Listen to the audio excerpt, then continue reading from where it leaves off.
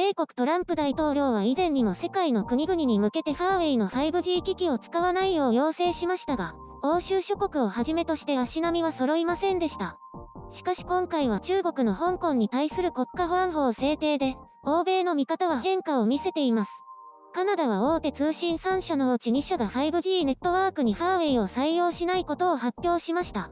ビッグ3のうちの一つテルアスコープはエリクソンとノキアを採用すると発表。ベルカナダはエリクソンを供給企業として選定したと発表しました。もう一社ロジャースはすでにエリクソンと提携関係にあって採用を決めていたため、ファーウェイは実質上カナダの 5G 網からは排除されたことになります。ドイツもビッグ3のうちの一つであるテレフォニカが 5G 機器にファーウェイを選定するとしてきましたが、突然エリクソンに変更すると発表しました。テレフォニカの CEO は、我々はドイツ全域に通信サービスを提供する企業として、安全なネットワークを提供する社会的責任がある、とコメントしています。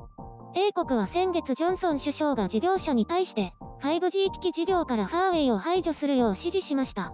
これにより、英国も近いうちにファーウェイの 5G 機器を完全排除することになると思われます。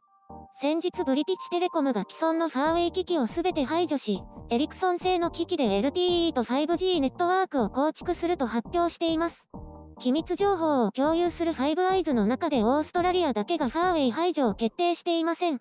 また、日本でもソフトバンクがファーウェイを採用していますし、韓国では LGU プラスが採用していることから、主要な同盟国からの排除はまだできそうにないということになります。こうしたことに対してトランプ大統領がさらに圧力をかけることも予想されます。ファーウェイは米国の制裁によってインテルやクアルコムからの半導体供給を停止され、メモリに関しては制裁対象外にもかかわらずマイクロンはすでに供給停止。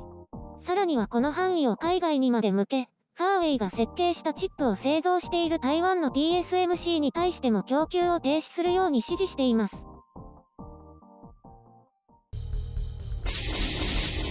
編集所管。米中は一層対立を深め、様々な形でお互い断絶させようとしていますが、すでに二国間だけの問題ではなくなっています。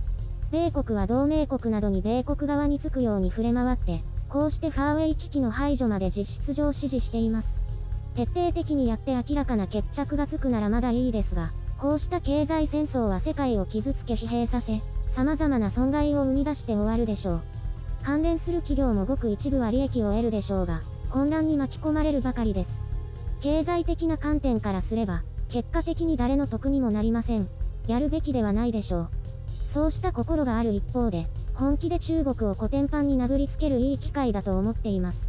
私は基本的にとても寛容でおとなしい人間なんですけど、最近の中国の横暴にはさすがに怒りが収まりませんね。節々から怒りがにじみ出てしまいます。ちょっと危険な言葉が出そうなので控えておきますけど、どうにかして中国に強力な打撃を与えられないものかと思いますね。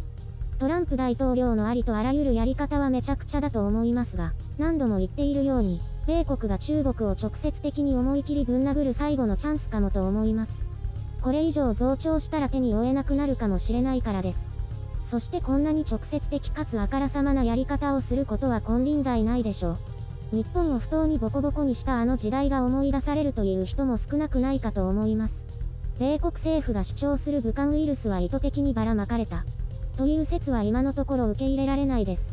現段階ではデタラメな陰謀論に過ぎないと考えています。ただ、全面的にそれだけで片付けられないのが今の中国ですね。国内での感染症関連の称賛報道を見れば、その異常な歪曲具合に吐き気がします。どれだけ悪辣な国家なのかと。香港以前にそこから怒りがふつふつと湧いています。トランプ大統領は本気で中国を叩いて、1段階あるいは2段階くらいへこませようとしていると感じます。へこませるのですら決して容易ではありません。そのために手を尽くして、いつも通りデタラメな方法にまで手を出しながら様々な国をも巻き込もうとしています。巻き込まれる方はたまったものではないですね。日本もそうですけど、韓国なんて一番迷惑に思っているでしょうね。そういえば中国が南沙諸島で暴れ始めた時、韓国政府は一切コメントを出さずに中国に評価されたのを覚えています。ご褒美は閲兵式への参加でしたね。今回はサードは仕方ないにせよ、中国の意に沿うなら G7 は絶対に行ったらダメですね。もちろん制裁に加担してもダメなので、周辺国が制裁を加える中で反射利益を得るのが韓国の生きる道と思います。米軍が撤退しちゃったらそれもまた一興ということで、お金もかからなくなるし、トランプ大統領のやり方は本当にめちゃくちゃなので、全部従うというのもどうかと思います。それでももうこれに乗っかるしかないんでしょうかね。結局トランプ大統領以外に矢面に出る人はいないですから。全面戦争になるなら各国徹底的にやるでしょう。そうなれば一帯一路も吹き飛びかねません。ロシアは結局欧州から拒絶されるようなデタラメ国家ですから、中国サイドにつくようですね。アジアにも一部中国の恩恵を受けたい国々がありますね。中央や東南あたりにも。私は本当に今回の半導体やファーウェイ排除で、ファーウェイを弱体化させることで中国弱体化につながらないか夢見ています。中国はご存知の通り、一党独裁であり、あらゆる批判を許さない国家です。そして平然と嘘をついて不都合をすべて塗りつぶします。今回仮にへこまされたとしても、すべての責任を米国に押し付けるでしょう。そうやって共産党への批判をかわすというわけです。私はやはり日本人として、これまで米国から受けてきた多くの傷を決して忘れることはできません。それこそ恨みの文字しかないです。また、今回のように、米国の強大な力に頼らざるを得ないということにも大変歯がゆい思いです。日米関係を捨てるべきだとは言いません。敵の敵は味方ということです。米中どちらも最大の敵ではありますが、本意ではなくてもやるときはやるしかないのでしょう。本当にこの中国叩きに関して少しでも結果が出て、世界がほんの少しでも良くなってくれればと願うばかりです。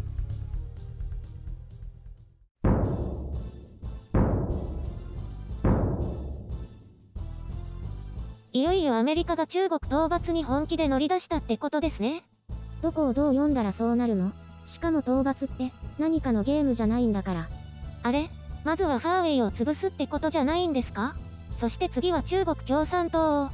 潰すだなんて大げさな。あくまで制裁を科すだけですよ。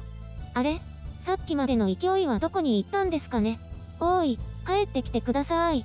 ちょっと熱くなってしまったとは思いますが、そんなこと言ってました？ええ。悪辣国家中国を撃つために、不本意ながら米英の手を握らねばならないと。どうしたんだろう。覚えてないけど、何かに取り憑かれてたのかな？本心に？こら、YouTube なんだから気をつけないと。ファーウェイって潰れますか？潰れはしないでしょう。ただ第一線から大きく退くことになるかもしれませんね。派手なことにはならないっていうことですか？世界中で衝撃的なニュースが流れるようなことはないと思いますね。なんだ、つまんないの。それでも結構面白いことにはなるんじゃないかと期待しますね。ゆるりんの面白いって私からすると全然面白くないんですよね。知ってました？白雪さんは過激な結果を求めすぎるからですよ。ちょっと、私が過激ってどういうことですか？一応これでも清楚キャラで通ってるはずですけど。通ってないよ。おとぼけおちゃらけキャラだよ。脚本に人格がねじ曲げられてますね。そんなことないですよ。大体そんな感じですよ。そんな感じって。とにかくファーウェイ排除の動きは当初はそれほど広がらなかったんですが、今回の第2陣で本格的に高まるようですね。本当にファーウェイの危機は危険なんですか？それについても本当のところはわからないんですよね。一応いろいろと中立な機関の検査を受けてはいるんですけど。じゃあ安全なんじゃないですか？それがわからないんですよ。これまで安全と思われていたありとあらゆる機器は米国が傍受可能でしたからね。そうなんですか？スノーデンが暴露しました。あ、ゆるりんが好きな人ですね。こら、誤解を生むから、尊敬しているだけです。じゃあファーウェイのスマートフォンとかも良くないですか？それもどうなんでしょうね。職業によっては避けた方が良いと思います。普通の人はいいけど。職業って？公務員とか製造業とかは念のため、あと一部の IT 関連企業とか。ほとんどですね。わかりませんけどね。念のためです。そういう人たちと関わりがある人もと考えると、買わない方がいいということになりますね。世界では売れてるんですよね。なのでもはやここで自営しても無駄かもしれません。通信機器も 4G LTE は多くの企業が採用してますからね。もう諦めるしかないんですかね。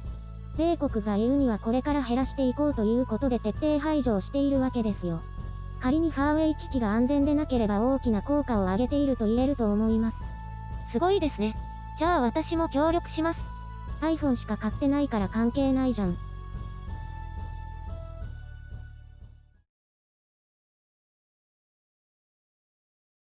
最近動画アップのペースが遅いですね。何やってるんですか？ねえ、全然効率化できないんですよ。何か細かいことやりすぎなんじゃないですか？結局手の動きが変わってから、以前作っていたものが全く使えないということになったんですよ。全くって、全部ダメっていうことですか？そういうことですね。それで色々と不具合が実際出てるんですよ。どうするんですか？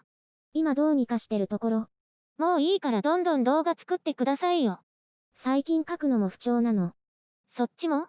やっぱり白雪さんが出勤するとネタを集めるのに苦労しますね。私のせいにしちゃダメ。頼りにしてるってことですよ。やっぱり私のチャンネルなんですね。ここは、おまけだけど存在感があるということです。おまけって、